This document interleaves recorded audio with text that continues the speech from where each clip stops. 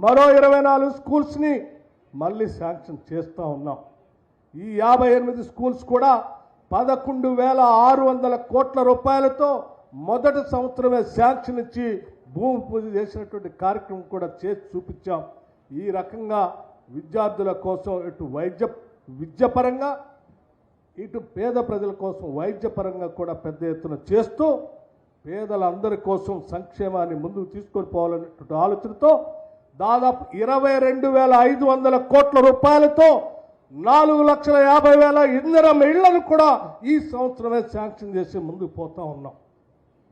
10 సంవత్సరాలు double bedroom ఇల్లు అని చెప్పి ఒక్కళ్ళకు కూడా డబల్ బెడ్రూమ్ ఇల్లు ఇవ్వకపోతే ఈరోజు కాంగ్రెస్ ప్రభుత్వం, ఇందిరమ్మ ప్రభుత్వం, ప్రజాప్రభుత్వం ప్రతి శాసనసభ నియోజకవర్గంలో 3,500 ఇళ్లకు తగ్గకుండా రాష్ట్ర వ్యాప్తంగా 4,50,000 ఇళ్లని 22,500 కోట్ల రూపాయలతో మొదటి సంవత్సరం ఈ సంవత్సరంలోనే ఈరోజు మనం శాంక్షన్ చేసి ముందు పోయేటువంటి కార్యక్రమాన్ని తీసుకొని ముందుకు పోతున్నాం. ఇది సంక్షేమం అంటే పేదల కోసం ఆలోచన చేసేటువంటి విధానం అంటే.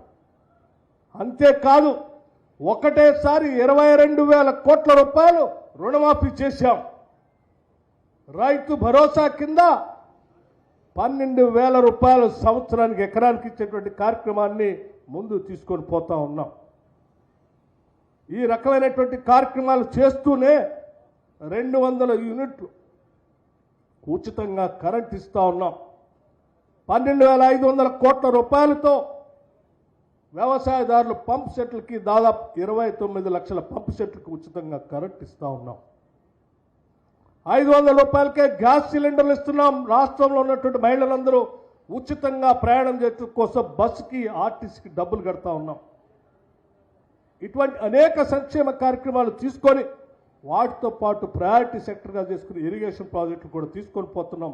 అందులో భాగంగా చివరి ఖమ్మం జిల్లాలో కూడా సీతారామ ప్రాజెక్ట్ని మీరు గాలికి వదిలేస్తే దానికి కావాల్సిన అంచనాలన్నింటినీ సక్రమంగా చేసి రాజీవ్ కెనాల్ అని చెప్పి అవసరమైతే 100 కోట్ల రూపాయలు రిలీజ్ చేసి వెంటనే ఆ నీళ్లని ఇక్కడికి వచ్చేటట్టుగా చేసినటువంటి కార్యక్రమం కూడా ఇందిరమ్మ ప్రభుత్వం, ప్రజాప్రభుత్వం చేసింది. ఈ ఖమ్మం జిల్లాలో ఏ అవసరం ఉన్నా కూడా రాష్ట్రంలో ఉన్నటువంటి ఈ ప్రభుత్వం ఈ ఖమ్మం జిల్లా ప్రజల కోసం నిధులు వెచ్చించడానికి, అవసరాలు తీర్చడానికి సిద్ధంగా ఉందని చెప్పడం కోసమే నేను ఈ 2-3 కార్యక్రమాలు మీ దృష్టికి తీసుకొని వచ్చాను.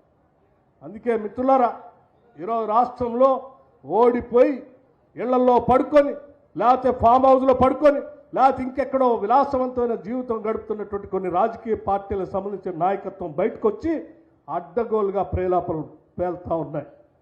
ఈ ప్రభుత్వం ఏమి చేయలేదు, వైఫల్యం చెందిందంటే నేను అడుగుతా ఉన్నాను సూటిగా. 10 సంవత్సరాల కాలంలో మీరు ఎప్పుడైనా ఈ రాష్ట్రంలో ఉన్నట్టు నిరుద్యోగ యువకుల కోసం ఆలోచన చేశారా? వాళ్ళ ఉద్యోగాల గురించి ఆలోచన చేశారా? మేము రాష్ట్ర ప్రభుత్వంగా ఉన్నటువంటి ఉద్యోగాలు 57,000 ఉద్యోగాలు ఇచ్చాం. ఇంకా ఒక 30,000 ఉద్యోగాలు ప్రాసెస్లో ఉన్నాయి. అవి కాకుండా 9,000 కోట్ల రూపాయలతో సెల్ఫ్ ఎంప్లాయ్మెంట్ పేరు మీద రాజీవ్ యువ వికాసం అని తీసుకొని ముందుకు పోతా ఉన్నాం.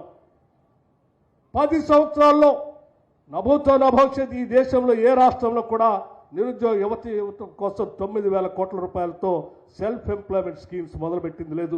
ఈరోజు మన ప్రభుత్వం, ప్రజల ప్రభుత్వం 9,000 కోట్లతో ఈ కార్యక్రమాలు తీసుకొని ముందుకు పోతాం.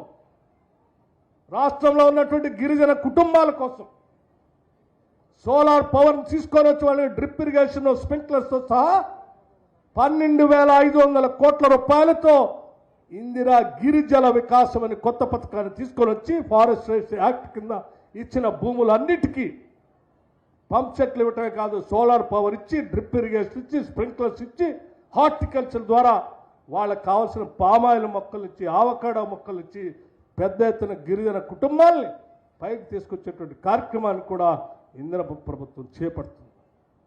ఈ రకంగా ప్రజల కోసం నిరంతరం పనిచేస్తుంది. రూపాయి పోగేస్తుంది.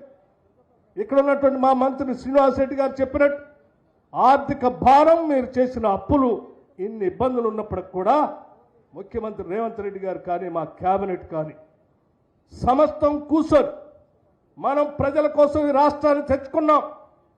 ప్రజల కోసమే మనం మాటిచ్చి అధికారంలోకి వచ్చాం. ప్రజల కోసం ఈ ప్రభుత్వం కట్టుబడి పనిచేస్తుంది. ఆ ప్రజా అవసరాల కోసం కావాల్సిన స్కీమ్స్ అన్ని చేద్దామని చెప్పి దోబరా ఖర్చుని ఆపి ఇవాళ పెద్ద ఎత్తున ఇటువంటి స్కీమ్స్ తీసుకొని ముందు పోతా ఉన్నాం. కాబట్టే ఈరోజు రాష్ట్రంలో ఇన్ని సంక్షేమ కార్యక్రమాలకి ఇన్ని వేల కోట్ల రూపాయలని ఈరోజు ఖర్చు పెడుతూ మొదటి తారీఖునే జీతాలు ఇచ్చే కార్యక్రమాన్ని కూడా చేపట్టి ముందుకు పోతా ఉన్నాం. 10 ఏళ్ళు మీరు 15వ తారీఖు నుంచో 20వ తారీఖు తర్వాత జీతాలు ఇచ్చేవాళ్ళు రాష్ట్ర ప్రభుత్వ ఉద్యోగులకి. మేము వచ్చిన తర్వాత 15 మీరు 7 లక్షల పైబడి 7 లక్షల కోట్ల అప్పు తెచ్చి కూడా మొదటి తారీఖు నాడు జీతాలు ఇవ్వలేకపోయారు. మీరు తెచ్చిన అప్పుకి మేము దాదాపు 6,500 కోట్ల రూపాయల అప్పు కడుతూ ప్రతి నెల 15వ తారీఖు 20వ తారీఖు ఇచ్చే జీతాల్ని మొదటి తారీఖునే తీసుకొచ్చి వాళ్ళ రాష్ట్ర ఉద్యోగస్తులందరికీ జీతాలు ఇచ్చే కార్యక్రమాన్ని ఈ రాష్ట్ర ప్రభుత్వం తీసుకొని ముందుకు పోతాం. భవిష్యత్తులో కూడా ఇంకా కావాల్సిన కార్యాచరణ ప్రణాళికని రాష్ట్ర ఉద్యోగస్తులు ఏం కావాలో వాటిని కూడా ఆలోచన చేసి నిర్ణయం చేయడం కోసం రాష్ట్ర ప్రభుత్వం ఇప్పటికే అధికారులతో ఒక కమిటీని కూడా వేశాం. రేపు భవిష్యత్తులో కూడా తప్పనిసరిగా ఈ రాష్ట్ర ప్రజల సంక్షేమంతో పాటు పేద బడుగు బలహీన వర్గాల రైతాంగ సోదరుల సంక్షేమంతో పాటు ఈ రాష్ట్ర ప్రభుత్వంలో పనిచేస్తున్నటువంటి ఉద్యోగస్తుల అవసరాలు కూడా తీర్చే ప్రక్రియలో ఈ రాష్ట్ర ప్రభుత్వం ముందుంటుంది. ఎవరు ఆందోళన చెందాల్సినటువంటి అవసరం లేదు. ఆ మాటే మన ముఖ్యమంత్రి రేవంత్ రెడ్డి గారు చెప్పారు. దాన్ని చెలవల పలవలు చేసి రకరకాల ప్రచారం చేసేటువంటి కార్యక్రమాన్ని ఈరోజు టీఆర్ఎస్ పార్టీ కానీ బీజేపీ కానీ చేస్తూ ఉంది. వారు చెప్పింది ఒకటే, మన ఆదాయం ఉంటుంది, రాష్ట్ర ప్రజల కోసం సంక్షేమ కార్యక్రమాలు గతంలో ఉన్నటువంటి కార్యక్రమాలు చేస్తూ అదనంగా ఇంకొక 60-70 వేల కోట్లతో సంక్షేమ కార్యక్రమాలు చేస్తూ ఉన్నాం. ఆదాయం మాత్రం మేము పన్నులు అదనంగా ఎక్కడ వేయలేదు, ఒక్క రూపాయి కూడా పన్ను వేయలేదు. సంక్షేమ కార్యక్రమాలు పెంచాం, ప్రజలకు అందించాల్సిన కార్యక్రమాలు పెంచాం, కానీ ఒక్క రూపాయి కూడా పన్ను వేయకుండా పాలన చేస్తూ ఉన్నాం. దయచేసి అర్థం చేసుకుని తీసుకొచ్చినటువంటి అప్పులు కడుతూ మీకు జీతాలు మొదటి తారీఖునే ఇస్తూ సంక్షేమ కార్యక్రమాలు చేస్తూ ఈ ఆర్థిక పరిస్థితిని ఘాట్ని పెట్టి మీ సమస్యలు కూడా పరిష్కారం చేస్తాం.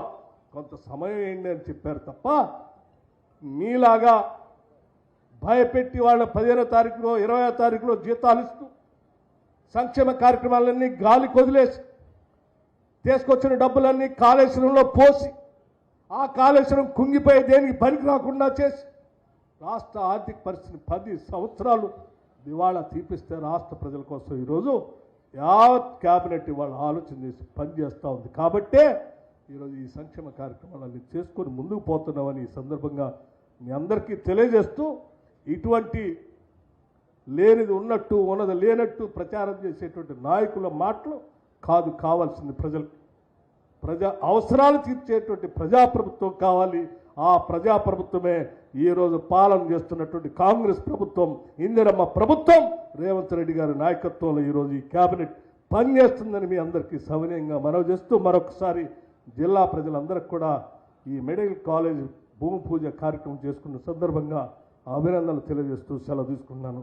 జై హింద్.